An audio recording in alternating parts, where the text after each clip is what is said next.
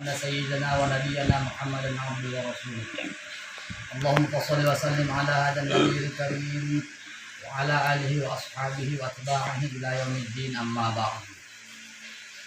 Puji serta syukur kepada Allah Subhanahu wa taala. Salawat serta salam Riban baginda Rasulullah sallallahu alaihi wasallam dengan lafaz Allahumma salli ala sayyidina Muhammad wa ala ali sayyidina Muhammad. Saudara-saudara jemaah pengajian malam Selasa rahimakumullah. Alhamdulillah malam hari ini kita kembali bertemu untuk melanjutkan kajian kita pada malam Selasa yang lalu. Malam Selasa yang lalu mengaji kita kan. Pada pertemuan yang lalu telah kita kaji tentang tata cara aturan dalam bertakbiratul ihram, membaca Fatihah sesuai dengan syarat-syaratnya yang sudah terperinci sampaikan. Tapi bisa jadi mungkin ada yang ingat, ada yang lupa sedikit, ada yang lupa banyak, ada yang bisa diingatkan melalui rekaman-rekaman. Bisa jadi seharusnya seperti ini, memang perlu juga ada catatan-catatan kecil, bisa ditulis di papan seperti ingat, kemudian peserta pengajian menuliskan di buku-buku catatannya supaya ada yang bisa disimpan dan menjadi kajian-kajian seterusnya. Ketika lupa kita bisa kembali melihat kepada catatan kita. Makanya orang pakar-pakar pendidikan di masa lalu mengatakan al-ilmu soydun wal kitabu qayyiduhu qayyid suyudaka bihibalil wathiqah. Ilmu itu laksana buruan, berburu hije, landuk dan sebagainya. Ilmu itu diumpamakan seperti hewan buruan. Wal kitabu qayyiduhu, kalau udah dapat jangan dilepas-lepas, diikatlah. Ya karena sudah dapat kijangnya, ada landuk, ada talinya. Wal kitabu qayyiduhu, ilmu ini kalau mau diikat pakai kitab, tulis, buku tulis. Wal kitabu qayyiduhu, dan buku catatan itulah pengikatnya. Qayyid suyudaka bihibalil wasiqah, ikatlah binatang buruanmu dengan tali yang kokoh. Kalau kepala kita ini murah lupa, karena ada prinsip banyak membaca banyak lupa, sedikit membaca sedikit lupa, tak membaca tak lupa. Baik, kita lanjutkan. Soal, pertanyaan. Jika ditanya orang kita berapa syarat pada ruku, ini setelah takbiratul ihram tadi ruku. Jawab, yaitu 2 syaratnya. Syaratnya cuma 2. Pertama, cenderung sekira-kira sampai tapak tangan kepada lututnya. Bagi yang normal badannya. Kalau tak normal bisa lewat ke bawah atau bisa juga di atas, karena ukuran tubuh manusia nggak sama. Yang kunci pertama kan harus datar belakangnya. Jadi sebagian kalau pas di lututnya, bisa begini dia tidak lurus. Tinggi dia banget ataupun agak. Atau kalau dibawa di lututnya, merengkali, ya kan? Maka dikadarkanlah di mana posisi tangan yang bisa buat lurus. Tapi mayoritas keumumannya memang di lututlah tangan itu datar itu tulang belakangnya. Cenderung sekira-kira sampai tapak tangan kepada lututnya. Kedua, jangan sengaja turunnya karena lain pekerjaan daripada rukuk itu, serta tumakninah di dalamnya. Artinya rukuk kita itu benar-benar rukuk lah. Ada sebagian kena jatuhnya apa ya pula dari kantongnya kunci. Di rukuknya itu dia mau mengambil kunci. Ini nggak benar. Harus betul-betul untuk rukuk itu gerakannya. Ini kehebatnya orang-orang ulama-ulama terdahulu ini dalam menjaga sholat itu, bahwa kekhususan dalam gerakan-gerakan dan bacaan-bacaan itu memang khusus untuk sholat sebagai ibadah kepada Allah Subhanahu wa taala. Tidak banyak syarat untuk rukuk ini. Pertanyaan kembali, soal, jika ditanya orang kita, maksudnya ada yang bertanya, maksudnya bukan untuk uji coba ilmu kita ini, maksudnya supaya memudah kita mengingatnya. Kita menanya diri kita baru menjawab sendiri. Apa syarat yang tidak? Jawab, bahwasanya syarat yang tidak satu saja, yaitu diam daripada bergerak. Maksudnya pas waktu sami Allah harus betul-betul tidak ada gerakan lagi, hanya gerakan i'tidal berdiri dulu. Dan jikalau sampai ia kepada kadar ruku, i'tidal yaitu diam pada gerak jua. Dan jikalau sampai ia kepada had ruku dan menambahi ia pada turunnya dan naiknya di dalam bergerak, maka tiadalah hasil tumakninah di dalamnya. Artinya tadi ruku betul-betul berhenti, tidak ada gerakan-gerakan, kemudian dia akhirnya sami Allahu liman hamidah, dia juga lurus, tidak ada gerakan-gerakan, dan berdiri lurusnya benar-benar sempurna. Itulah yang dimaksud. Rukun yang keenam, i'tidal serta tumakninah di dalamnya. Tumakninah itu sebenarnya tidak pada sesulit yang dibayangkan, kita harus lama diamnya, tidak. Yang dimaksud dengan tumakninah itu sekira-kira lamanya kita membaca subhanallah, itulah gerakan tumakninah. Makanya subhanallah apa? Allahu Akbar, subhanallah kira-kira lamanya udah boleh bangkit. Cuma bukan subhanallah dibaca. Lamanya, kira-kira lamanya kita rukuk itu sekira-kira kalau kita membaca subhanallah, selama itulah yang dianggap gerakan yang sedang tumakninah itu. Baik pada ketika i'tidal maupun pada waktu rukuk atau pada sujud, kalau kita mau buru-buru, itulah minimal tumakninah itu. Kira-kira lamanya kita membaca subhanallah. Soal, jika ditanya orang kita berapa syarat pada i'tidal, jawab yaitu 3 syarat. Pertama, betul pada berdiri kita. Dan kedua, bahwa jangan sengaja dengan bangkit bagi yang lain perbuatan. Sama kayak rukuk tadi. Artinya dalam gerakan-gerakan sholat itu benar-benar gerakan itu untuk perpindahan dari satu rukun ke rukun lain di dalam sholat, bukan karena keperluan lain. Seperti terkejut, karena terkejutnya pula dia kan, maka dia pun i'tidal. Soalnya kalau terkejut, padahal rukuk lagi ditanya terkejut, jadi i'tidal dia. Nah, ini dianggap belum sempurna dan tidak tercapai gerakan rukun i'tidal tadi itu. Maka dijadikannya akan i'tidal, maka tidaklah sah sembahyangnya. I'tidalnya karena terkejut, tidak bisa. Harus sengaja untuk memang perbuatan i'tidal itu. Dan ketiga, rukun i'tidal, bahwa jangan melanjutkan akan dia, melainkan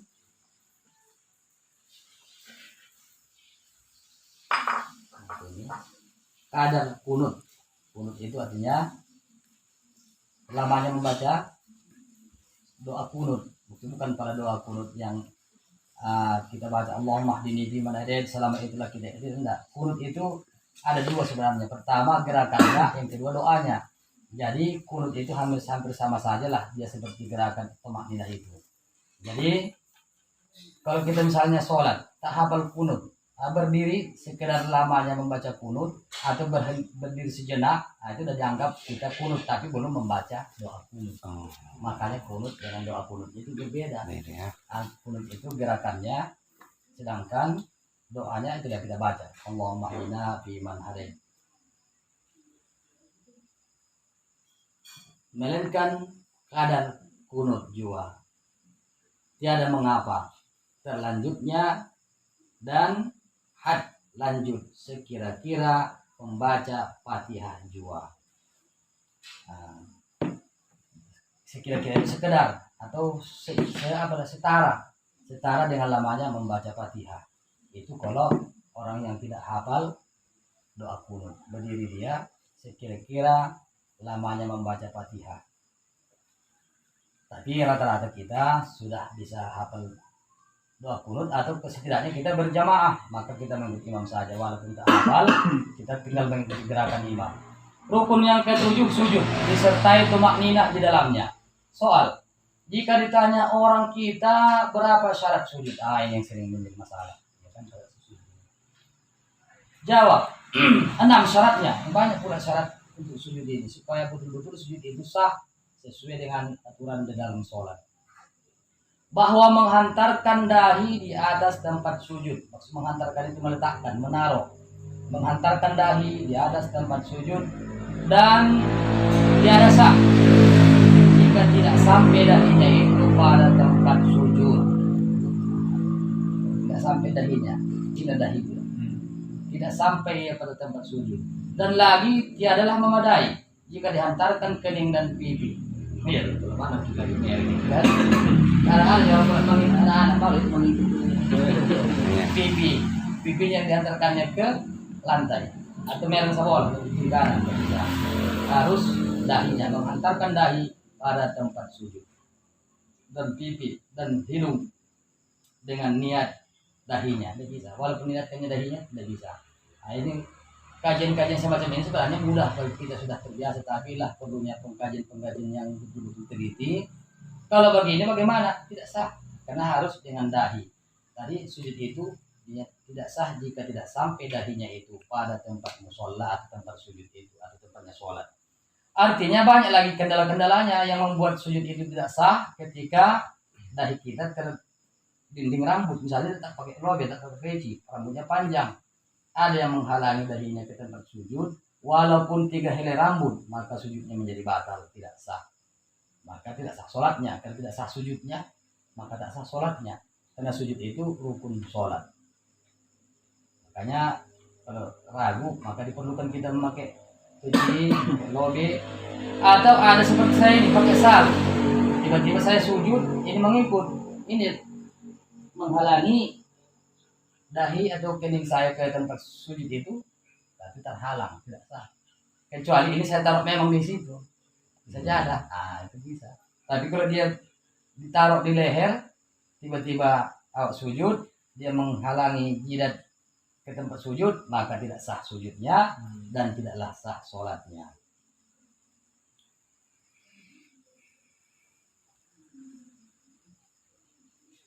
Pada tempat sholat. Dan lagi ia adalah memadai jika dihantarkan kening dan pipi dan hidung dengan niat dahinya. Yang kedua, bahwa menghantarkan lututnya dulu ya, bahwa menghantarkan 2 lututnya seperti jarinya dan serta jarinya dan 2 kakinya. Kita ulangi, dihantarkan kening. Kedua, bahwa menghantarkan 2 lututnya dulu serta jarinya tangan dan 2 kakinya. 2 kakinya yaitu mata kaki dan 2 telapak tangannya. Kita ulangi, bahwa menghantarkan 2 lututnya serta jarinya dan 2 kakinya dan 2 tapak tangannya. Dan ketiga, bahwa menghantarkan dahi itu padahal terbuka ia. Nah, yang saya sampaikan tadi. Maka jika sujud ia dan dahinya itu terbalut dengan perca, ada kain atau ada entah apa yang membalut jidatnya. Kenapa ada perca? Karena untuk membalut luka atau barang sebagainya. Dan takut ia menanggalkannya jika sujud ia atasnya, memadai jua. Oh iya, kalau dalam keadaan darurat katanya ada perban yang membalut kepala itu karena darurat tidak apa-apa, memadai bahwa karena darurat. Dan jika tiada darurat, itulah sorban-sorban atau alat yang lain. Dan jika tidak darurat, maka ditutup dahi, maka tidak sah sujudnya. Ini kalau ada penghalang dahi, ini dahi namanya, atau kening kalau bahasa Jawa, atau jidat menghalangi itu sampai ke tempat sujud. Yang keempat, syarat sujud itu bahwa sampai kepada tempat sujud itu sekira-kira seberat kepalanya jua. Ini jangan terlalu ditekankan, jangan terlalu diringan-ringankan kepala ke tempat sujud. Sekira-kira berat kepala itulah yang jatuh ke tempat sujud. Kita ulangi, bahwa sampai kepada tempat sujud itu sekira-kira seberat kepalanya jua. Jangan diberatkan dan jangan diringankan. Artinya yang wajar saja. Jangan pelitokan lagi ini. Atau jangan dijatarai. Maksudnya jatarai kan tadi tokan tadi jatuhkannya berat kepala ke tempat sujud itu. Ditanggungnya bujah. Atau ditokankannya pula. Nah, enggak. Tengah-tengahnya. Praktik dulu. Iya, jangan ditekankan. Sebenarnya kita yang merasakan itu. Mana tahu bukan kan kita. Berarti Ustaz kalau berpikir harus agak gini Ustaz ya. Iya, iya. Gini lagi. Makanya kalau soal begini udah nggak sahin. Nggak sah sih. Guru. Lebih lagi gini kan pas waktu soal walaupun tak ganteng kalau begini modelnya gitu kalau dulu ya. Kan. Lanjut. Keempat bahwa dan kelima bahwa meninggikan yang terbawah atas yang tertinggi. Ini biar jelas boleh ini maksudnya. Yang terbawah itu kan ini yang tinggi ini, maka yang tinggi direndahkan, yang rendah ditinggikan. Nah, harus jangan pula diluruskannya begini misalnya atau dibikinnya apa alas begitu supaya tetap sujud dia tapi sejajar pantat sama kepalanya bisa. Pak. Iya. Atau mana nih? Atau jelas tuh kepala di bawah, pantat di atas kan? Oh, jangan kau gini kau imam.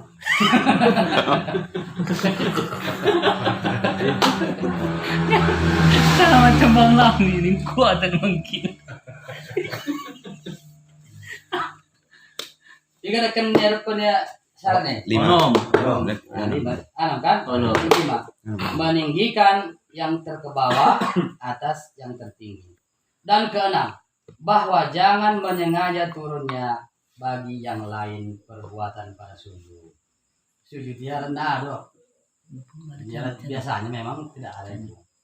Cuma kadang-kadang mau entah ada yang jatuh dari kantongnya, mau coba-coba dia sujud, mau ngambil itu, ayolah. Harusnya kalau ada yang jatuh udah nafikan, tidak ada lagi urusannya itu. Jadi jatuh lah benda dari kantong, maunya itu kantong itu kunci jatuh dia. Sujud mas cepat berbuat lah. Dia menyalahkan ini berbuat. Apa Ustaz memperbaiki lobby itu pula kan? Itu gerakannya itu kan. Itu kalau sujud tak membolanya itu kan. Harus jatuh lebih kuncinya. Waktu sholat, biarkan dulu nanti. Oh nah, Iya. dapat tongkol kurang. Kalau udah sujud, mau diambil apa? Cuma jangan pula niatmu mau sujud itu sambil mau ngambil lobe. Itu masalah. Nampak biar lagu. Iya. Saya duduk bisik sujud. Ini bunyi. Berarti kan ada gerakan kita itu niat lain ini. Ma, Bukan hanya untuk sujud. Amun sejadah boleh pak? Anda sujudan putu deh. Iman Oh. kan. Iman soalnya. Iya, enggak boleh lagi. Dia aja begini. Ya. Tapi kalau udah sampai di sujud itu memang ada mengkepolokan boleh. Oh. Tapi jangan pula dari waktu berdiri kau niat nanti sujudan boleh. Pasti deh memang. Pasti Roy kan. Berarti pur kejadian Bu ya. Anak-anak pula menggulung-gulung. Nanti sujud boleh nanti. Jadi gerakan sujud itu udah dua. Pertama karena rukun sholat, yang kedua membolot sajadah. Berarti upas mak non do mari dah ni dah. Baik. Dan keenam apa tadi? Jangan mengajak turun bagi lain daripada sujud. Baik, rukun yang ke-8, duduk antara dua sujud. Bermula syaratnya seperti pada ayat kedua. Rukun yang ke-9, tasyahud akhir. Soal. Jika ditanya orang kita berapa syarat pada tasyahud akhir? Jawabnya 5 syaratnya. Tasyahud akhir, syarat itu baru sah dianggap tasyahud akhir. Pertama, memeliharakan hurufnya. Karena udah jelas rukun qouli. Ini yang perlu diingat, rukun qouli itu 4. Takbiratul ihram, membaca Fatihah, tahiyat akhir, dan salam. Kalau sudah rukun qouli, masuklah syaratnya menjaga huruf. Tetap pasti ada semua, memelihara hurufnya itu pertanyaan. Pertama, memeliharakan hurufnya. At-tahiyyatu mubarakatuh sholawatu thayyibatu. Makanya harusnya kalau orang yang betul-betul menjaga sholat seperti ini Harus jelas tasnya sama ya Pak. dia bisa membalap, tidak lagi-lagi. At-tahiyatu ini lembah. Sebenarnya iman lembah. Allah. Ulang kita sudah selesai kita memeliharakan hurufnya. Segala huruf yang ada sampai di mana itu? Sampai Allahumma sholli ala sayyidina Muhammad wa ala ali sayyidina Muhammad. Setelah itu mau balik pun silakan. Karena rukunnya sampai di salawat. Allahumma sholli ala sayyidina Muhammad wa ala ali sayyidina Muhammad.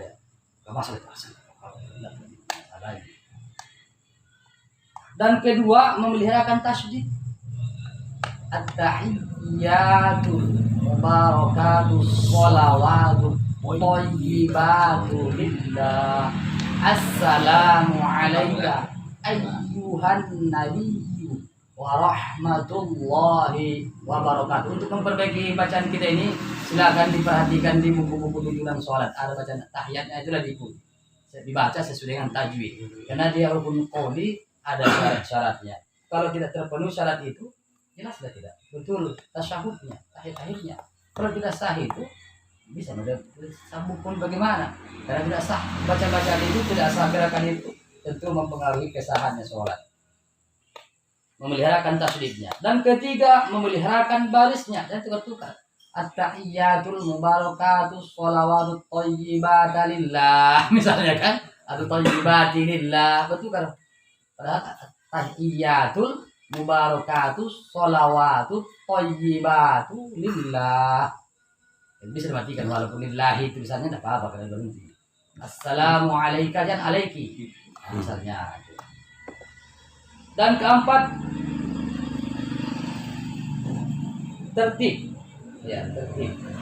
Kalimat yang ada dituliskan untuk bacaan itu sudah jangan berubah. Ada yang ke tengah bikin, baru lagi balik ke pangkal, baru ke ujung, harus tertib. Dan kelima, sholawat akan Nabi Sallallahu Alaihi Wasallam, yaitu Allahumma sholli ala, kalau di sini Muhammad ya, Allahumma sholli ala Muhammad wa ali Muhammad. Cuman ada juga pendapat walaupun pakai sayyidina tidak masalah. Allahumma sholli ala sayyidina Muhammad wa ala ali sayyidina Muhammad. Kalau di buku tidak ini tidak pakai sayyid. Jadi kebanyakan mana dipakai itu? Jumhur ulama berpendapat yang mana sekarang ini? Kalau sesama yang menyampaikan tidak apa pakai sayyidina ya. Jadi nggak ada perdebatan pada di situ. Berbeda pendapat itu hanya rahmat bagi seluruh alam. Allahumma sholli ala Muhammad wa ala, ini kan ketika Nabi Muhammad ditanya bagaimana kan bersolat kepada ya Rasul, maka jawab Nabi, Allahumma, katakanlah Allahumma sholli ala Muhammad wa ala ali Muhammad. Mana mungkin pula dibilangnya itu Allahumma sholli ala sayyidina Muhammad. Macam pula misalnya sama kamu, pamit kamu Ustaz Leman dia bilang siapa nama abang bisa buku undangan lah pesta, tulis Ustaz Leman bikinnya begitu. Siapa nama? Saya bikin Pak, bikin aja gitu kan. Nah, cuma kalau dia menghargai mungkin dibikin lah itu Ustaz Sulaiman Sepahutan. Nah, begitu Nabi Muhammad, nah, mungkin bilangnya pakai sayyidina, nah, mungkin. Maka Nabi Muhammad mengucapkan itu waktu ditanya sahabat, sampaikanlah, katakanlah Allahumma sholli ala Muhammad wa ala ali Muhammad. Ya terserah, yang memakai tanpa sayyidi tidak masalah, yang pakai sayyidi pun tidak masalah, jangan pula diperdebatkan karena ada semua pendapat-pendapatnya. Allahumma sholli ala Muhammad wa ala ali Muhammad. Dan jika pada tasyahud awal sunnahnya hingga Allahumma sholli ala Muhammad saja di tasyahud awal, tidak pada perlu pakai wa ala ali. Nah, karena dia Pertama. Iya, pertama Allahumma sholli ala sayyidina Muhammad. Sudah cukup. Karena sampai situ yang dapat Ustaz udah abang Iya, kawan. memang pasti dia pada tasyahud awal kan. Luar Nah, juga biasa. tasyahud akhir harus teruskan wa ala ali dan atas keluarga. Dan keenam, memeliharakan barisnya, dan keempat tertib, dan kelima mualatnya. Allahumma sholli ala Muhammad. Dan jika pada tasyahud awal sunnahnya hingga Allahumma sholli ala Muhammad. Sengaja tiada lalu kepada wa ala ali Muhammad. Artinya pada tasyahud awal tak usah pada disampaikan ke Allahumma sholli ala sayyidina Muhammad, jangan sampai lagi wa ala ali sayyidina Muhammad. Kita tasyahud awal. Tasyahud akhir baru harus ke situ, kalau enggak sah, karena rukun. Soal, jika ditanya orang kita berapa syarat pada sholawat itu, jawab 7 syaratnya.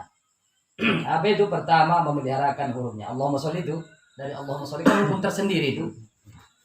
At-tahiyatul mubarakatuh sholawatut thayyibatu lillah. Assalamu alayka ya Nabi wa rahmatullahi wa barakatuh. Assalamu alayna wa ala ibadillah sholihin. Asyhadu an la ilaha illallah wa asyhadu anna Muhammadar Rasulullah. Itu satu rukun. Allahumma sholli rukun yang lain lagi. Nah, maka sholawat ini dibahas khusus berapa rukun pada sholawat itu katanya. Jawab ada 7 syaratnya. Pertama sama kayak tadi memeliharakan hurufnya. Dan yang kedua memeliharakan tasydidnya. Yang ketiga memeliharakan barisnya, ya. Tasydid kemudian baris. Dan yang keempat tertib sama jangan Allahumma sholli ala ali Muhammad wa ala Allahumma sholli ali Muhammad wa ala Muhammad ya kan. Terbalik-terbalikkan enggak mungkin. Tapi tak boleh untuk diketahui. Dan keempat tertib itu tadi. Dan kelima mualat. Allahumma sholli ala sayyidina Muhammad wa ala ali sayyidina Muhammad. Jangan berhenti. Mualat itu langsung beriring. Berhenti dia Allahumma sholli ala sayyidina Muhammad dibacanya yang lain. Baru bacanya wa ala ali sayyidina Muhammad. Ini tidak dapat mualat. Jadi rukunnya itu harus mualat. Allahumma sholli ala sayyidina Muhammad wa ala ali sayyidina Muhammad kama sholli dan seterusnya. Dan keenam, kedengaran pada dirinya sama kayak di Fatihah. Takbiratul ihram harus didengar oleh telinga. Baca Fatihah harus didengar oleh telinga. Tahiyat harus didengar telinga sendiri. Sholawat pun begitu.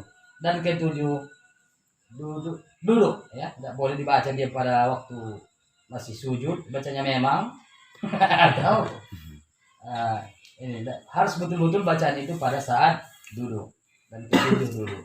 Rukun yang ke-10 duduk di dalam rukun yang ke-10 duduk di dalamnya. Maksudnya dalam tasyahud akhir tadi rukun di tahiyat akhir ini berarti ada rukunnya. Pertama duduknya. Yang kedua membaca tahiyatnya. Yang ketiga membaca sholawat. Jadi ada 3 rukun sekaligus di dalam tahiyat akhir itu. Kalau ditambah lagi dengan salam berarti menjadi 4 rukun dalam satu pekerjaan kita duduk terakhir itu. Allah alam bisawab. Lanjutannya kajian-kajian yang akan datang, insyaallah kita akan kembali bertemu kalau diizinkan oleh Allah Subhanahu wa taala. Sampai di sinilah kajian kita, udah agak panjang juga ini. Mudah-mudahan bisa kita ingat dan betul-betul bisa memperbaiki di mana kira-kira kesalahan-kesalahan dalam kita melaksanakan sholat. Amin, amin ya rabbal alamin. Terima kasih atas segala perhatian. Mohon maaf segala kekurangan. Allahu a'lam bishawab. Assalamualaikum warahmatullahi wabarakatuh. Waalaikumsalam.